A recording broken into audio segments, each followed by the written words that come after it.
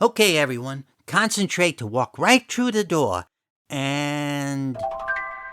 Shh, looks like Quinn's taking a nap. A nap? At 7 p.m.? It's his after-dinner routine. Says it helps digest his meal. You see that in nature. For instance, a snake can lay dormant for 6 days after eating a rat. Nah, he probably filled up on bread rolls. Be careful not to wake him. Last time he was startled, he had to change his undies. I can't understand why you wouldn't want a repeat of that. 'Cause who doesn't enjoy being surprised, right? I know! But what if the real surprise is, you should have been wearing undies? Know what I mean? And laundry day isn't until next Tuesday.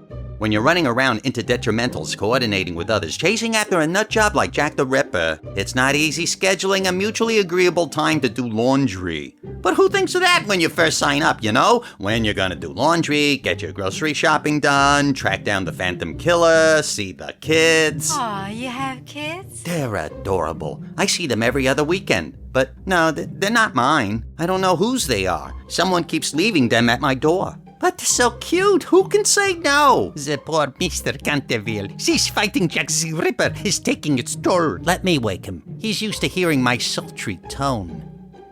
Quinn.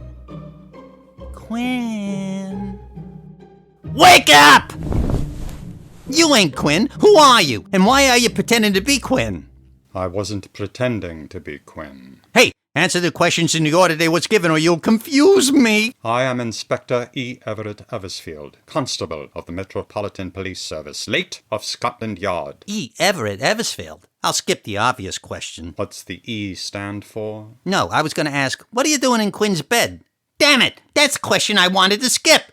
'Cause I don't think I want to know the answer. Identify yourself. Are you not Mr. Canterville's trusted associate, Nick Tucci? Yes, I am not. And what if I am? I've been here waiting for your arrival. I need to inform you, Mr. Canterville has gone to hell. I know, he hasn't been the same since his new lady friend ghosted him. Or maybe she had good reason, like afraid she gets rejected after Quinn finds out truth she hiding about herself, which she intended to tell him, but waiting for the right time because it's a very intimate, delicate matter. Just a hunch. I mean, Canterville's literally crossed over to the nether region to locate the Codex Diabolus. I'll explain in a moment, but first, as you're his associate Nick Tucci, then no doubt the young lady accompanying you is the fair Miss Mackenzie Zeller. How'd you figure that out? It's absurdly simple. She's the only female. It was that obvious. And as you've quite successfully rescued her, then ergo these two gentlemen with you must be your other abducted colleagues. Come now, gentlemen, don't look so surprised. You practically gave it away yourselves. The German accent, identifying the gentleman standing incredibly close behind Mr. Tucci as Dieter. Yeah, here I am. And the egg-headed reptile gastroenterology lesson could come from no one other than Master Norville, I presume. Hey, I happen to know what egghead means. Thus proving me correct. And as their abduction by Jack the Ripper did not result in their being murdered, it follows the remaining 5 abductees might yet also be found very much alive. How do you know? How do you know? How do you know? Every time I deduce something, must I be subjected to a barrage of how do you know questions? It's wearisome. All right, okay, so how did you know? Different form of the question. Thank you for at least making an effort. Nick, I believe Inspector Eversfield made his observations and then finds their pattern, from which he forms a hypothesis to create a theory. Eloquently stated, Miss Zeller. Yeah, but how did he know? I just explained it to you. You did? Whoosh! Went right over my head. Explain it to me like I'm a 5th grader. He finds the relationship between what he sees and the facts, and that gives him the answer. Maybe like 1st grade? Like when Daddy comes home late and Mommy's angry with Daddy because Mommy knows where Daddy's been. Whoosh! Forget it. What purpose would it serve to keep the abductees handy? Of course, to use them as leverage if needed. I've been wrong all along. Our opponent is more cunning than we thought, for they were never abductees, but rather hostages, in which case you, Mr. Tucci, along with your associates, are at this very moment in the gravest danger. You did it again, didn't you? Deduced something. What'd you come up with this time? Oh, you're serious? You just deduced that now? What took you so long? And what do you mean we're in the gravest danger?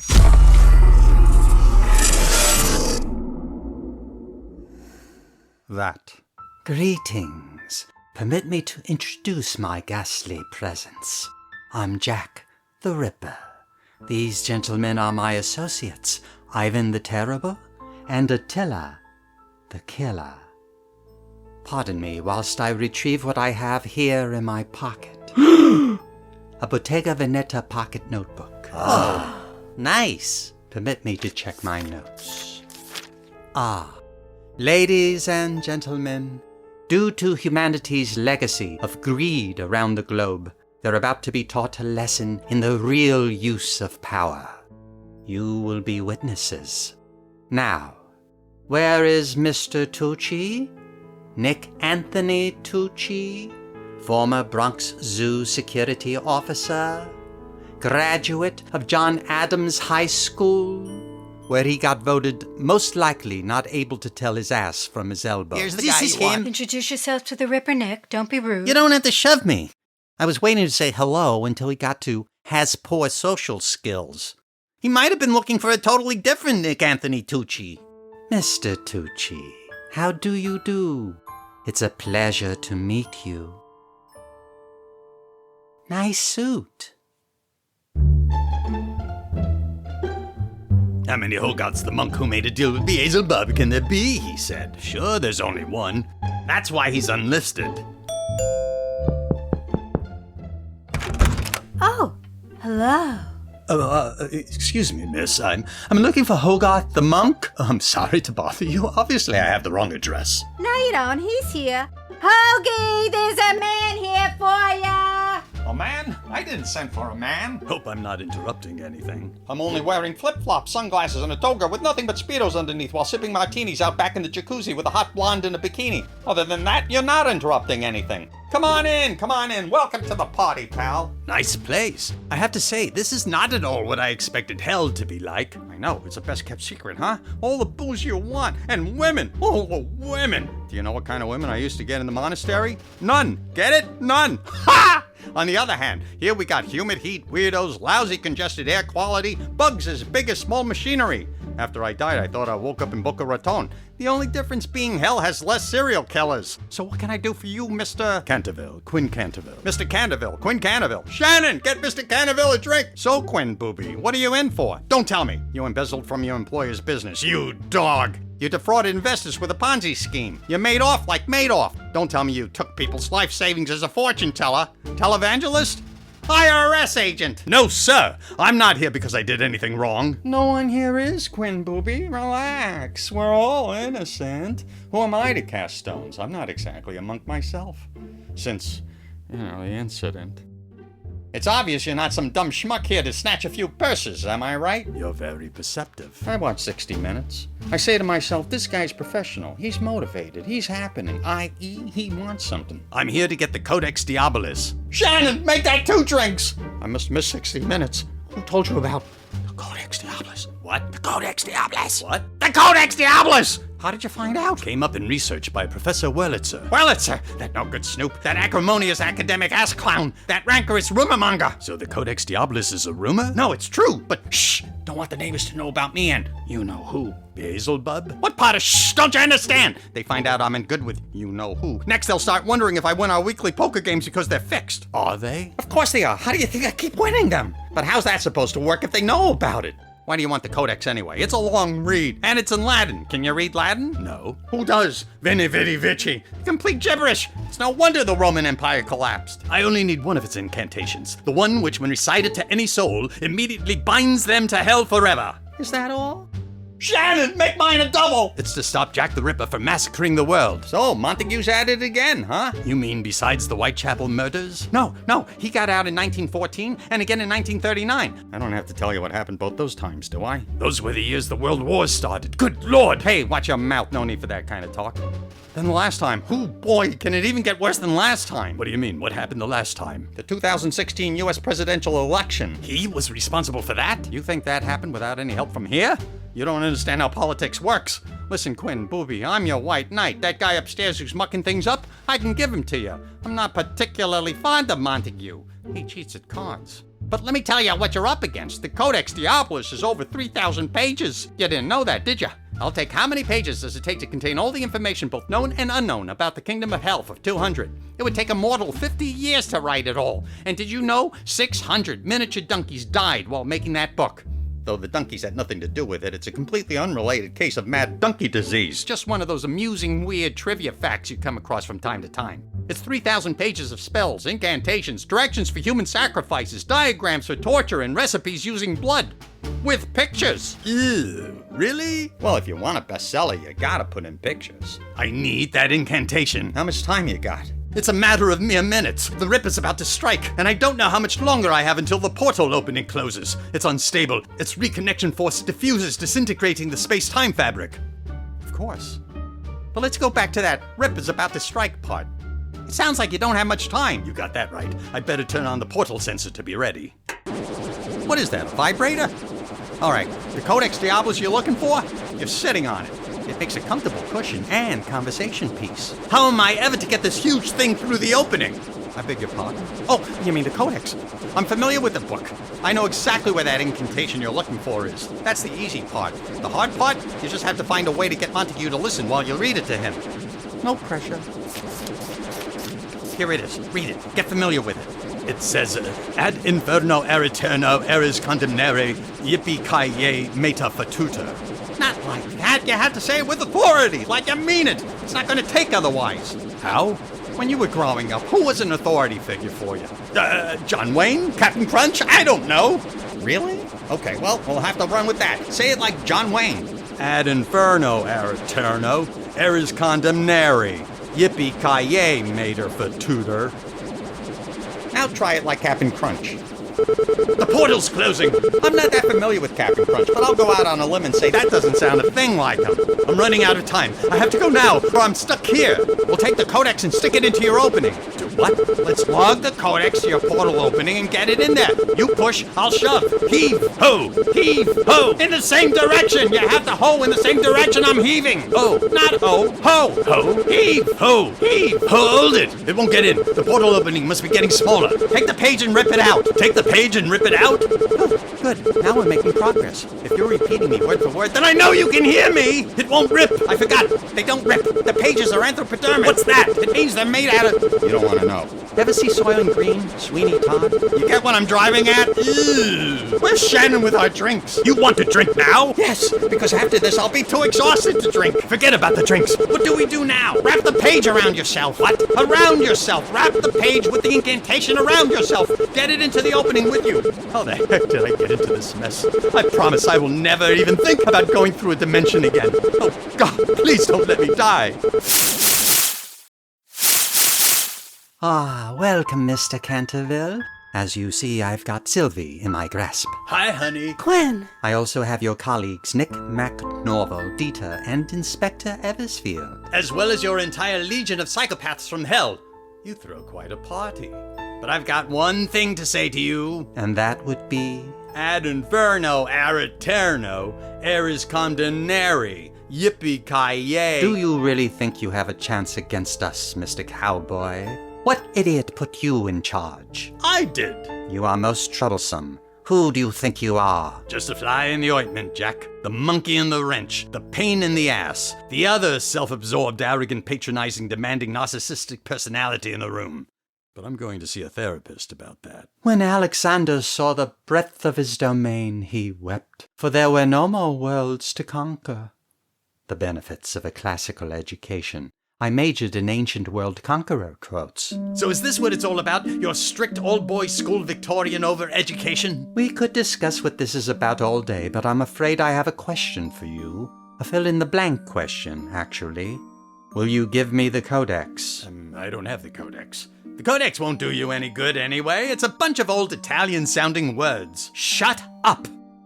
Mr. Canterville, I'm not interested in the Codex. Well, just a moment ago you sure made it seem that way. But I need the Codex because I am interested in the 8 billion people on this planet. Now you're interested in people? What kind of terrorists are you? Who said we were terrorists? We're psychopaths. Now, the Codex, please? It's useless to you. Then there's no reason not to give it to me. I told you, Tucci. It ain't over, killer. Nick, You placed a wager on if I win? No way. Good man, solid like a rock, unwavering in faith behind his leader. I bet on if you lose. That way, no matter what happens, I'm a winner. So is this what it's about, Jack? A kidnapping? No. Maybe. Give me the codex and I'll tell you. But if your plan is to kidnap people, then why do you want the codex? I'm so confused. When you take 8 billion people ransom, you can disappear. But when you take 8 billion people and make them your slaves so you can rule the world, well then somebody might get annoyed and try to do something about it. So give me the codex. So this is about taking over the world and making everyone your slave? Okay, yes. You're not going to change your answer again, are you? The codex, Mr. Canterville. I told you, I don't have it. I can see the page from the codex. It's wrapped around you. Oh, that codex. Here, catch. You got me. Still the cowboy, Mr. Canterville? Americans are all alike. Well, this time, John Wayne does not walk off into the sunset with Grace Kelly. That was Prince Rainier, you imbecile. Enough jokes. No, I'm not kidding. She married him. It's on the official Monaco.gov website. You know, you'd have made a pretty good cowboy yourself, Jack. Oh, yes. What was it you said to me before? Yippee-ki-yay? Well, you interrupted me before I was finished speaking. The full sentence I was going to say was, yippee-ki-yay, mater for tutor.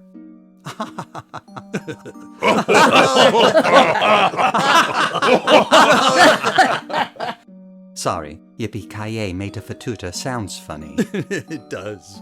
But now the incantation's been invoked in full, so I expect you to be ripped asunder from the very earth you stand on and instantly cast down to hell, there to be bound forevermore. As I said, now that the invocation's been pronounced, you're to be ripped asunder from the very earth you stand on and instantly cast down to hell, there to be bound forevermore. The inspector said that's what would happen. That's what's supposed to happen, according to Professor Wurlitzer. Perhaps it was in the manner you delivered the invocation. I did it like John Wayne. That was John Wayne? I thought you were doing Nicolas Cage. Ah, perhaps since it's in Latin, you need to say it as would an Old World Roman. Old World Roman? Who alive today can possibly know how an Old World Roman spoke? Bet it sounds like my grandma. Your grandmother's from southern Italy, not from 2,000 years ago. Have you seen Southern Italy? Of all the stupidest things you've ever said and done, this has got to be right up there at the top of the list. What do I know about talking like your old world, off-the-boat, meatball-shaped, lasagna-loving Italian grandmother? What, like this? Hey, ed inferno er eterno eris condemnari, yippee-ki-yay, meta for daughter. Don't be ridiculous, for goodness sakes. It'd be a 1 in a million chance that I get it just right.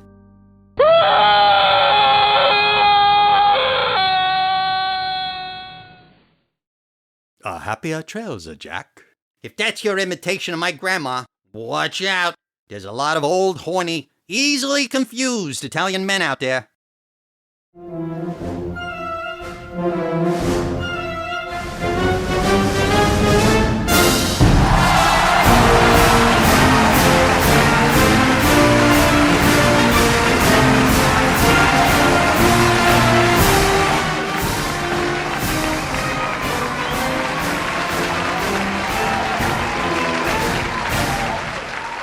Thank you, Quinn Canterville, for bringing back all our loved ones safely and saving us from Jack the Ripper. Bungabunkport thanks you. The country thanks you. The entire world thanks you.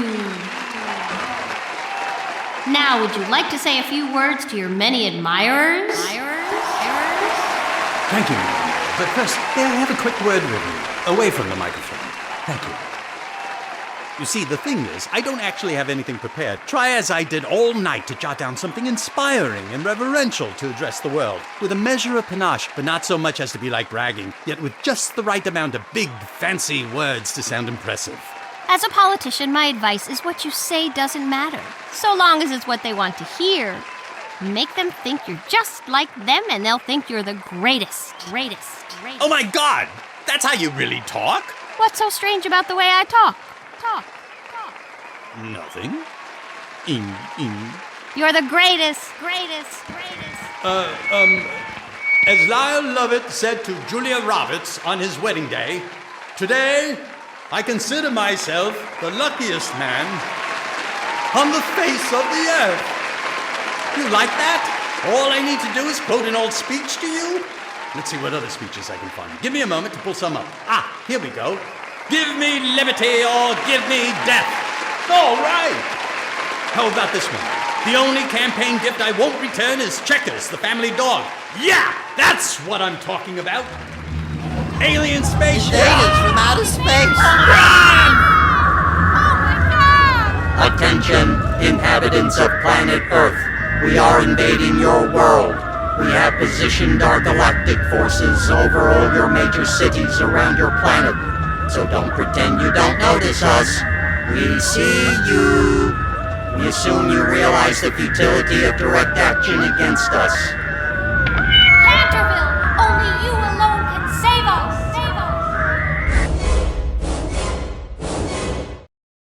Oh, good grief.